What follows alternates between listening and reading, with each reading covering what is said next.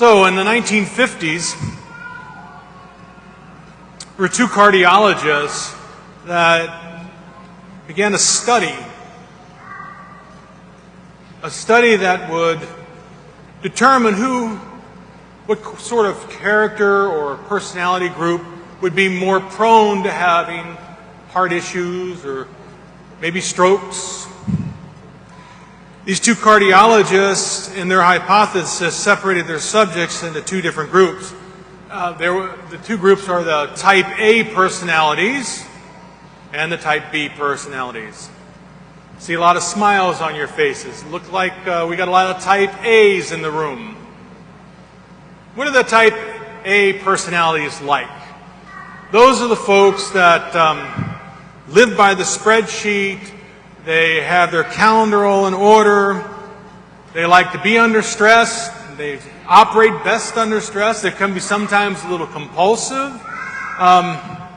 Basically, they just thrive on being busy and getting things done. They see the goal ahead of them. They'll get to that goal. Those are the type A people. Exhibit A, right here. And they're a little nutty. Just ask my wife. She'll tell you, I get a little nutty when things aren't just in so-so order, you know? And then the type B personalities, those are the folks that are really comfortable just curling up with a book over the weekend and letting the world go by. They like to stop and smell the roses. Type A and type B personalities.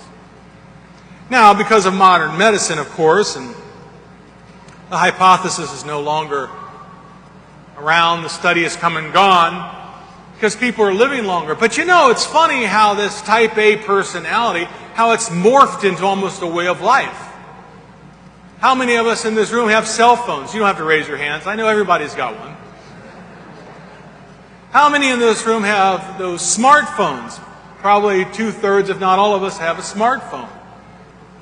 How many of us look at that phone constantly, like making sure we get to the right appointment? Oh, I have to send myself a reminder that Friday I'm going to meet with so-and-so at 9 o'clock. I speak into the phone. The reminder's there.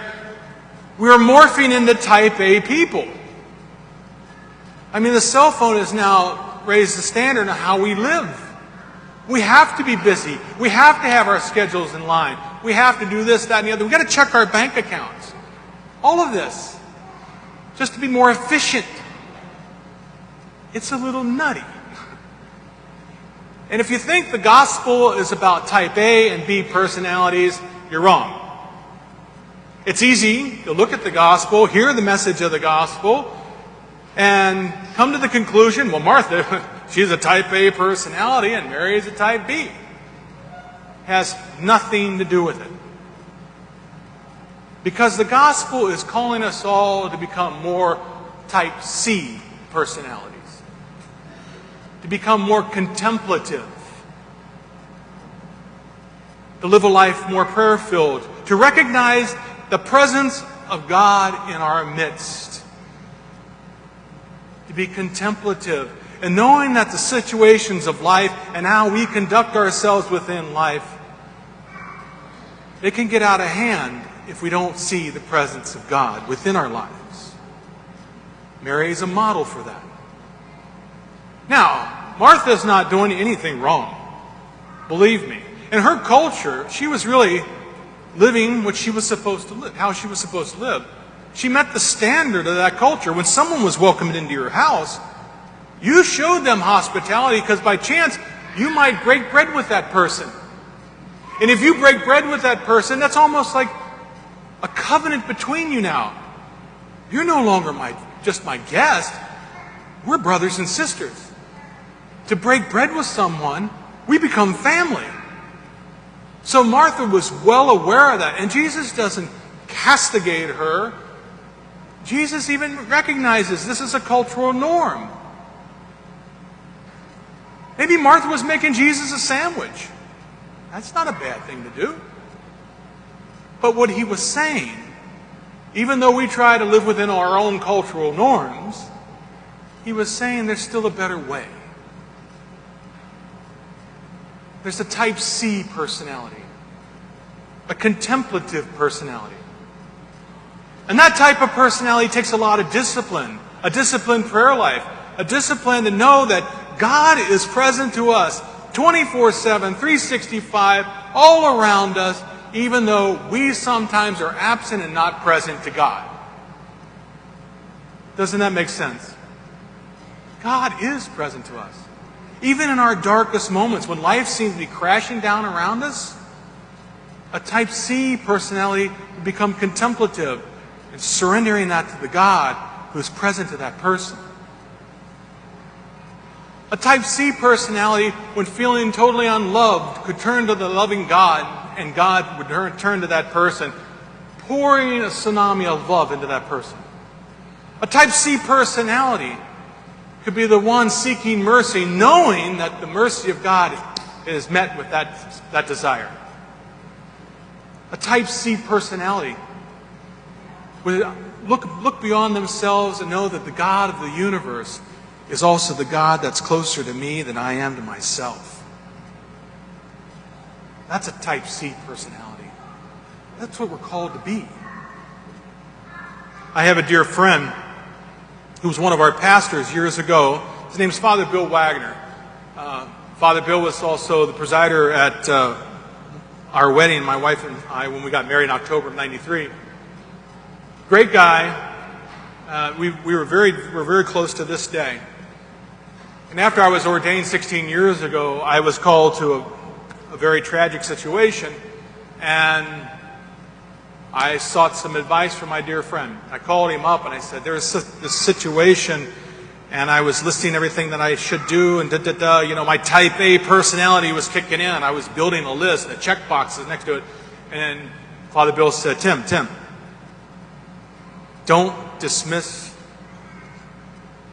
the mystery of presence. Don't dismiss the mystery of God in the present moment with that person. In other words, what he was saying, it's not about your agenda. Put your type A in your back pocket. Just recognize the Christ in the face of the person you're visiting. Let that person see the Christ in the face that you bring. Know that in that moment, the God of the universe is all around you, present. The mystery of presence means you don't have to say a thing. Just be present. It was brilliant advice. It was brilliant advice. St. Thomas Aquinas, I love this. He said this about God, that God is that sheer act of being. In quoting Acts of the Apostles, he would go on saying, and that we live and move and have our being within that sheer act of being. In other words, God, that's all around us, without God, we have no existence. Why wouldn't we turn to God in our most severe needs? In those crucial times, in those joy-filled times? Why wouldn't we recognize the God around us 24/7, 365? And as Catholics, this is not a hard concept for us, is it? Because don't we come here seeing the presence of God in the world and fully expressing that presence when we gather around this table of the Eucharist, when Christ himself becomes present to us, our fullest expression of his presence in his body, his blood, his soul, and divinity.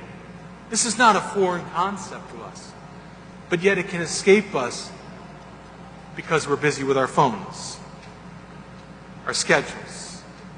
It's crunch time. To set yourself that reminder, and it can make you a little nutty.